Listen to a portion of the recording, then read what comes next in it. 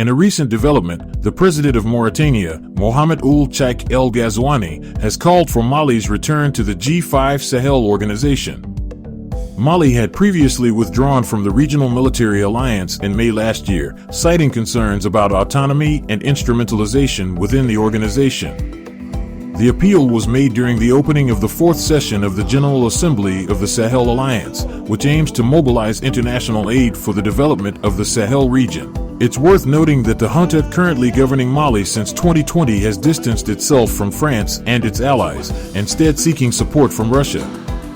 This shift in alliances adds a layer of complexity to the regional dynamics and the fight against jihadist groups in the Sahel. Meanwhile, Mauritania, a large desert country with a population of 4.5 million, has managed to maintain relative stability, as it has not experienced any major attacks since 2011. The call for Mali's return to the G5 Sahel organization reflects the importance of regional cooperation in addressing security challenges and fostering development in the Sahel region. Iranian President Ebrahim Raisi is set to embark on a rare tour of Africa, starting with a 3-day trip to Kenya, Uganda, and Zimbabwe. This visit is aimed at reducing Iran's isolation and establishing new alliances on the continent. It marks the first visit by an Iranian president to Africa in over a decade. President Raisi's tour follows recent efforts to strengthen relations with other countries. In a significant step, Iran welcomed the Algerian Foreign Minister Ahmed Attaf, signaling a desire to enhance ties with Algiers. Additionally, in March, Iran and regional rival Saudi Arabia agreed to restore diplomatic relations with the help of a China-mediated deal.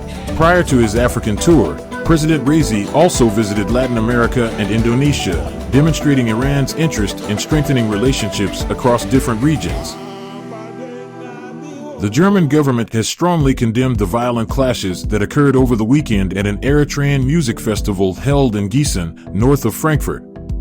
At least 26 police officers were injured, and approximately 130 arrests were made during the event. Opponents of the festival have accused the organizers of having close ties to the authoritarian regime in Eritrea and using the festival as a means of promoting propaganda for the ruling power. Local elected representatives have called on the German government, led by Olaf Scholz, to summon Eritrean representatives to the country for further discussions. Eritrea gained official statehood in May 1993 after breaking free from Ethiopian rule. Since then, the country has been under the leadership of Isaias Afwerki, a hero of the independence movement. However, Eritrea has been criticized for its one-party regime without elections and the severe repression of any opposition. South African athlete Caster Semenya secured a legal victory on Tuesday as the European Court of Human Rights ruled in her favor, stating that she had been subjected to discrimination.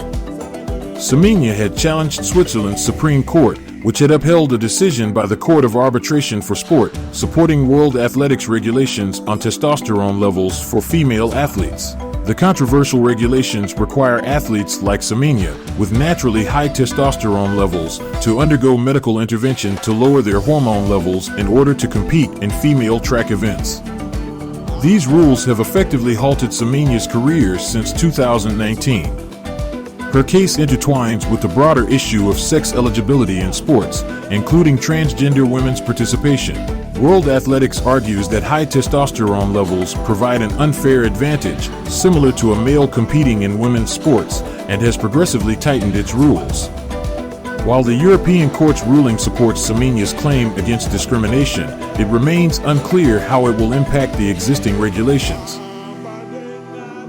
In a significant development, FIFA has lifted its 18-month ban on the Zimbabwe Football Association, signaling the end of a tumultuous period for Zimbabwean football.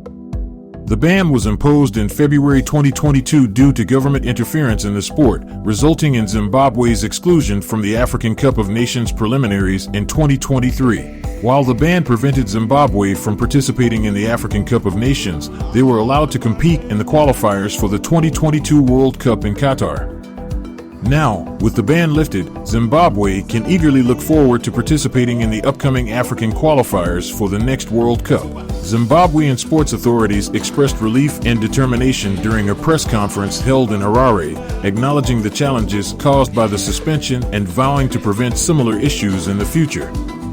The team's focus now shifts to Abidjan, Ivory Coast, where the draw for the African World Cup qualifiers will take place, offering Zimbabwe a fresh opportunity to showcase their football prowess on the international stage. In a significant move to boost the private sector, the Egyptian government has announced the signing of several deals worth $1.9 billion to sell off stakes in state-owned companies. Among these sales is the country's prominent communications company, Telecom Egypt. The Prime Minister of Egypt, Mustafa Madbouli, highlighted that the deals will contribute to the country's economy, with $1.65 billion received so far and the remaining $250 million expected in Egyptian pounds. This privatization initiative is part of a broader reform plan to downsize Egypt's public sector, with at least 32 state-owned companies set to be included, ranging from petrochemical firms to major banks. The plan, unveiled in January, aims to stimulate economic growth and was supported by a $3 billion bailout package from the International Monetary Fund to help Egypt navigate global economic challenges such as the COVID-19 pandemic and geopolitical events like Russia's war in Ukraine. In a surprising announcement, British WBC heavyweight champion Tyson Fury revealed on Tuesday that he will be facing mixed martial arts star Francis Ngannou in a highly anticipated fight later this year. The clash between the two fighters is scheduled to take place on October 28th in Riyadh, the capital of Saudi Arabia. Fury, known for his impressive boxing skills, last stepped into the ring in December when he defeated Derek Chisora within 10 rounds. On the other hand, Ngannou, the current MMA heavyweight champion, has no professional boxing record, but he expressed his excitement and called it a dream to go toe-to-toe with Fury. Although Ngannou is primarily an MMA fighter, he has gained significant recognition in the combat sports world, winning 17 out of his 20 professional UFC fights, with an impressive 12 knockouts. The upcoming showdown between Fury and Ngannou is expected to draw immense attention from both boxing and MMA fans, as two heavyweight champions from different disciplines collide in what promises to be an exhilarating encounter. Sports enthusiasts will eagerly await the clash between these formidable athletes in the boxing ring, where Fury's boxing prowess will be pitted against Ngannou's raw power and MMA background. The Spanish Coast Guard conducted a rescue operation, saving 86 migrants from sub-Saharan Africa who were found on a boat near the Canary Islands. The group, consisting of 6 women and 80 men, received medical care from Red Cross workers upon reaching the port of Arguineguin on Gran Canaria. Meanwhile, authorities continued their search for another vessel carrying around 200 people, which departed from Senegal on June 27. The boat that was found on Monday initially raised suspicions that it might be the missing vessel, but the Coast Guard spokesperson couldn't confirm whether there was still a boat adrift in the area. Notably, the Senegalese town of Kafountine has become a departure point for migrants aiming to reach Europe via the Canary Islands, with various boats departing from the region, including the missing vessel with reportedly many minors on board. The Madagascar government has set the dates for the upcoming presidential election, urging voters to participate and choose their next leader. According to the announcement, the first round of voting will take place on November 9th, with a potential second round on December 20th. Prime Minister Christian Ountse emphasized the importance of maintaining calm and mutual respect throughout the electoral process. Tensions are running high in Madagascar, partly due to the controversy surrounding President Andry Rajoelina's dual French-Malagasy nationality.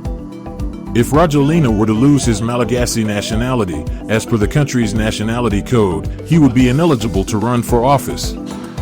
However, his party, TGV, vehemently disputes this interpretation. So far, former President Marc Ravalomanana, who was ousted in a coup d'état by Rajoelina in 2008, has officially announced his candidacy for the presidency. In anticipation of the election, France and the European Union have pledged financial aid of €1 million each to support the electoral process. The upcoming election in Madagascar will be closely watched as the country chooses its next leader. Angola and the Democratic Republic of Congo, DRC, have joined forces to launch a collaborative project aimed at rehabilitating a crucial railway line that connects the DRC's mining regions to the Atlantic Ocean. The historic railway, built by British investors a century ago, spans 1,700 kilometers from the Angolan port of Lobito to Kolwezi in the heart of the DRC's mineral-rich area. In a significant move, a group of investors has been granted a 30-year concession to operate the railway, with the project expected to receive financial support from the United States. With an estimated cost of $555 million, the rehabilitation project aims to enhance the export of copper ore and other valuable commodities, promote regional trade, and strengthen Angola's ties with Western countries. As the world's top producer of cobalt and Africa's leading producer of copper, the DRC plays a crucial role in supplying minerals for solar panels and electric vehicle manufacturing. The consortium responsible for the project, which includes commodities trader Trafigura and Portuguese construction firm Mota Angel, plans to commence work within the next 3 months.